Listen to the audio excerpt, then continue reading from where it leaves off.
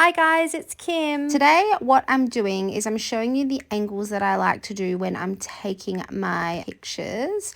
I like to just fluff the hair up and style it a little bit with a bit of hairspray. I like to pull it forwards towards the natural light, that you can see the natural light coming in. And my first thing I do is clean my camera. Disgusting, I know, but we don't want it to look blurry. What I'm going to do is I'm going to show you that you need to have lots of hair in the frame. You don't want negative space like this. You want it to be all hair. Those pictures look the absolute best. So my first favorite one is a slight angle chin down. Fluff the hair up a little bit to make it extra, because we all love an extra queen. And then you can come in from this angle and look how beautiful this looks. I feel like it's very dramatic when you come down up. The next thing I like to do is turn it to the side, bend her forwards, her hair comes forwards over her shoulder, and then I like to take a picture like this. It just gives a little bit more oomph, something exciting and a different angle to the picture. Once I've got my favorite shot here, I like to then face her front on. I bend her shoulders just to help support her hair forwards. I make her lean forwards a little bit, fluff it out, and this is a really good angle if you want to get that pinch shot there.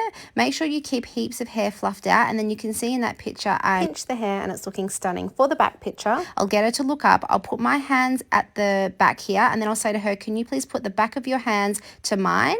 And then I grab them, pull them out. I ask for her elbows out slightly, make the hair look nice, and then I come from an angle like this. And that's how I create my pictures, guys.